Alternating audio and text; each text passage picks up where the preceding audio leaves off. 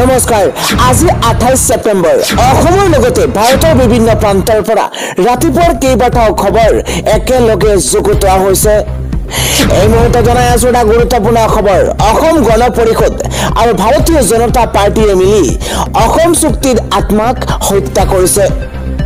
অসম চুক্তিক নস্যাৎ কৰাৰ ষড়যন্ত্ৰত লিপ্ত হৈছে অসম গণ পৰিষদ বিজেপি চৰকাৰ সংবাদমেলৰ জৰিয়তে অসম চুক্তি সন্দৰ্ভত কেইবাটাও বৃহৎ মন্তব্য জনিয়াৰ বিধায়ক ডক্টৰ হাফিজ ৰফিকুল ইছলামৰ পৰৱৰ্তী খবৰ মানৱতা পাহৰি গৈছে এখন চৰকাৰে মানৱতা পাহৰি বিশেষ সম্প্ৰদায়ক টাৰ্গেট কৰি হিমন্ত বিশ্ব শৰ্মাই শোষণ শাসন চলাইছে এইদৰে গঢ় দিছে সংখ্যালঘু সংগ্ৰাম পৰিষদ পৰৱৰ্তী গুৰুত্বপূৰ্ণ খবৰ হৈছে চতুৰ্থবাৰলৈ শাসনলৈ নাহে বিজেপি চৰকাৰ নীতিন গাডকাৰীৰ দাবীক লৈ এতিয়া অস্বস্তিত হৈ পৰিছে প্ৰধানমন্ত্ৰী নৰেন্দ্ৰ মোদী এটা ব্ৰেকিং নিউজ ডাঙৰ খবৰ জনোৱাৰ চেষ্টা কৰিছে পলিটিকেল ডাঙৰ খবৰ দিল্লীত চতুৰ্থবাৰলৈ চৰকাৰ গঠন কৰিব নোৱাৰে বিজেপি নেতৃত্বাধীন এনডিএ চৰকাৰে এই দাবী কৰিছে বিজেপিৰ জ্যেষ্ঠ নেতা তথা মোদী কেবিনেটৰ মন্ত্ৰী নীতিন গাডকাৰীয়ে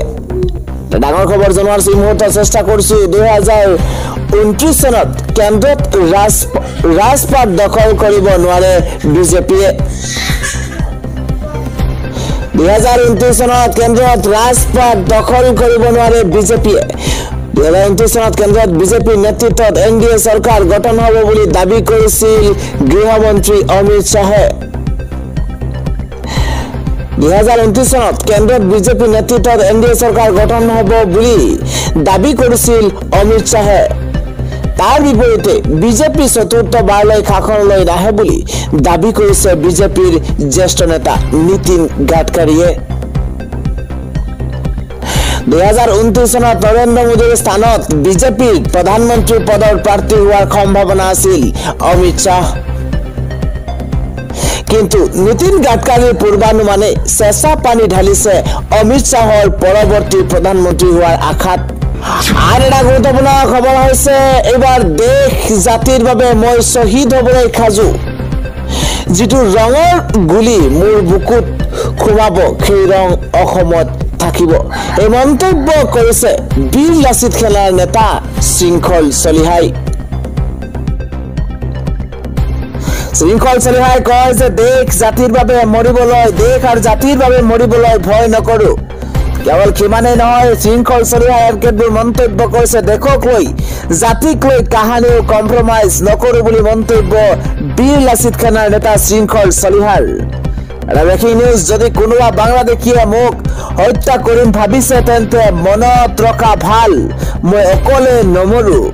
মন্তব্য কৰিছে শৃংখল চলিহাই লগত আন 2-4টাক লগত লৈ মই মৰিম এই মন্তব্য কৰিছে শৃংখল চলিহাই যিটো ৰঙৰ গুলি মোৰ বুকুত খুমাব সেই ৰং অসমত নাথাকিব যুঁজিবলৈ মৰিবলৈ মই সম্পূৰ্ণ সাজু আছো বুলি মন্তব্য শৃংখল চলিহাৰ এটা ব্ৰেকিং নিউজ য'ত বেদখল হৈছে তাত উচ্ছেদ হ'বই পুনৰ গৰজি উঠিছে এইদৰে শৃংখল চলিহা খন্তেজযুক্ত মূলৰ মানুহে অসমৰ জনগাঁথনি সম্পূৰ্ণৰূপে সলনি কৰিছে জাতি ধৰ্ম বৰ্ণ ভাষা নিৰ্বিশেষে বাংলাদেশীৰ মূলৰ মানুহক উচ্ছেদ কৰিব লাগিবই এই হুংকাৰ দিছে বীৰ লাচিত সেনাই অসমৰ খিলঞ্জীয়া লোকৰ অস্তিত্ব সুৰক্ষাৰ প্ৰতি লক্ষ্য ৰাখি কঠোৰ পদক্ষেপ লওক এইখন চৰকাৰে অসমৰ খিলঞ্জীয়া জনগণে বিচাৰিলে প্ৰত্যক্ষ ৰাজনীতিত আহিবলৈ আমি সাজু প্ৰয়োজনত গণ অভিৱৰ্তন দিয়া হ'ব বুলি মন্তব্য কৰিছে বীৰ লাচিত সেনাৰ নেতা শৃংখল চলিহাই মন্তব্য কৰিছে বীৰ লাচিত সেনা শৃংখল চলিহাই আন এটা গুৰুত্বপূৰ্ণ খবৰ মাহে 3000 টকা পৰা 500 টকাত চিলিণ্ডাৰ 200 ইউনিট বিজুলী ফ্ৰী আদিকে কৰি কেইবাটাও বৃহৎ অফাৰ গেৰাণ্টি দিছে এবাৰ কংগ্ৰেছে আমি জনাই আছো এটা গুৰুত্বপূৰ্ণ খবৰ দেশৰ জনতাৰ বাবে কংগ্ৰেছৰ বৃহৎ গেৰাণ্টি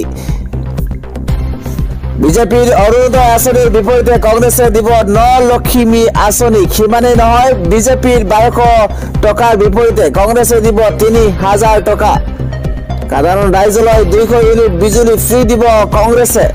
গেছ সিলিন্ডাৰ প্ৰদান কৰিব মাত্ৰ 500 টকাৰ আটাইতকৈ জৰুৰী খবৰ ভাল খবৰ জনোৱাৰ এই মুহূৰ্তত চেষ্টা কৰিছে এতিয়া আঁচনি পাবলৈ হলে হ'ব লাগিব বিজেপিৰ সদস্য অৰুণোদয় পাব লাগিলে বিজেপিৰ মেম্বাৰ হ'ব লাগিব ঘোষণা বিজেপিৰ সাধাৰণ জনতা কংগ্ৰেছে দিলে প্ৰতিশ্ৰুতি পৰৱৰ্তী দেখি হৈছে বাংলাদেশত দুৰ্গা পূজা পাতিবলৈ মৌলবাদী হিন্দুৱে দিব লাগিব ধন ৰাজপথত মুছলমানৰ প্ৰতিবাদ এটা ব্ৰেকিং নিউজ ডাঙৰ খবৰ জনোৱাৰ চেষ্টা কৰি দুৰ্গা পূজা কেন্দ্ৰ কৰি এতিয়া বাংলাদেশত উত্তপ্ত পৰিস্থিতিৰ সূচনা হৈছে বাংলাদেশত হিন্দুক দুৰ্গা পূজা পাতিব নিদিয়ে মৌলবাদী সংগঠনে বাংলাদেশৰ বিভিন্ন অঞ্চলত দুৰ্গা পূজাক বন্ধ কৰাৰ হুংকাৰ প্ৰদান কৰা হৈছে এটা ডাঙৰ খবৰ অত্যন্ত জৰুৰী খবৰ বাংলাদেশত এতিয়া দুৰ্গা পূজা কেন্দ্ৰ কৰি উত্তেজিত পৰিৱেশৰ সৃষ্টি হৈছে দুৰ্গা পূজাক বন্ধ কৰাৰ লগতে পূজাৰ স্থান সলনি কৰাৰ ভাবুকি দিছে মৌলবাদী সংগঠনে দুৰ্গা পূজা কেন্দ্ৰ কৰি বাংলাদেশত দুই ফৈদৰ মাজত এক সংঘাতৰ সৃষ্টি হৈছে বিভিন্ন অঞ্চলত পূজা সমিতিক 5 লাখ টকালৈকে ধন দাবী এবাৰ মৌলবাদী সংগঠনৰ এটা ব্ৰেকিং নিউজ 5 লাখ টকা দিলেহে পূজা পাতিবলৈ বাংলাদেশত হিন্দুক অনুমতি দিয়া হ'ব মৌলবাদী সংগঠনে বাংলাদেশৰ ৰাজপথত দুৰ্গা পূজাৰ বিৰুদ্ধে কৰিছে বৃহৎ প্ৰতিবাদী কাৰ্যসূচী আন এটা গুৰুত্বপূৰ্ণ খবৰ হৈছে এবাৰ শ্ৰমিকৰ বাবে ভাল খবৰ 1000 টকালৈকে বৃদ্ধি পাব দিন হাজিৰা কৰা শ্ৰমিকৰ মজুৰি এটা ব্ৰেকিং নিউজ দিন হাজিৰা কৰা শ্ৰমিকৰ মজুৰি বৃদ্ধি পাব এবাৰ চৰকাৰে ঘোষণা কৰিছে দুৰ্গা পূজাৰ পূৰ্বে দিন হাজিৰা কৰা শ্ৰমিকক ভাল খবৰ দিছে চৰকাৰে 800 টকাৰ পৰা 1000 টকালৈকে বৃদ্ধি পাব শ্ৰমিকৰ দৈনিক মজুৰি ৰাজমিস্ত্ৰীকে ধৰি উদ্যোগিক প্ৰতিষ্ঠানৰ কাম কৰা শ্ৰমিকৰ বৃদ্ধি পাব মজুৰি 1 অক্টোবৰৰ পৰা কাৰ্যকৰী হোৱাকৈ এই নিৰ্দেশনা দিছে কেন্দ্ৰীয় চৰকাৰে আন এক গুৰুত্বপূৰ্ণ খবৰ হৈছে গুৱাহাটী মহানগৰীত এক জঘন্য কাণ্ড সংঘটিত হৈছে গুৱাহাটীৰ লজত এগৰাকী ছাত্ৰীক বিলম্বতে কৰিছে অপকৰ্ম আৰু তাৰ পিছতে আৰম্ভ হৈছে উত্তপ্ত পৰিস্থিতিৰ গুৱাহাটীৰ লজত 10ম শ্ৰেণীৰ ছাত্ৰীৰ সৈতে জঘন্য কাণ্ড দুই লম্পটৰ এটা ব্ৰেকিং নিউজ ডাঙৰ খবৰ লজৰ বন্ধ কোঠাত 17 বছৰীয়া কিশোৰীক দুই লম্পটে কৰিছে অপকৰ্ম পাৰ্টি কৰাৰ চলতে লজলৈ নি দৰ্শন কৰিছে দুই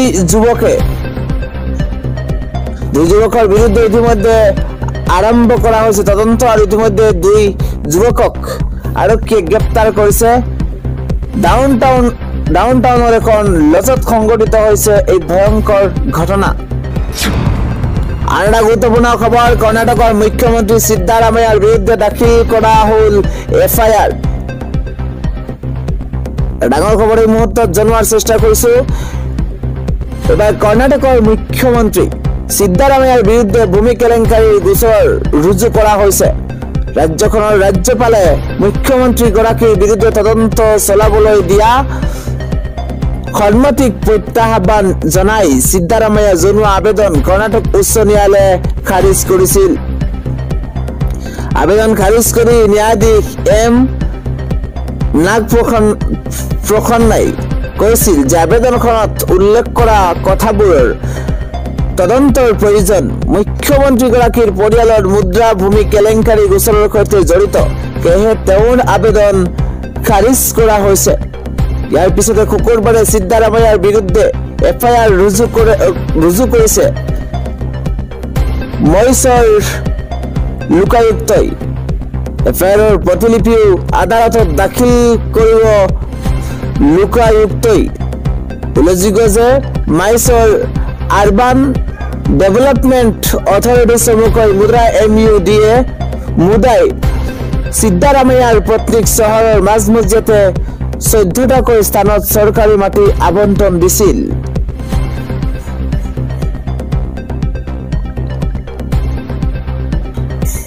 এই তথ্য বহলৈ অহাৰ পিছতে বেংগালুৰুৰ সমাজকৰ্মী প্ৰদীপ কুমাৰ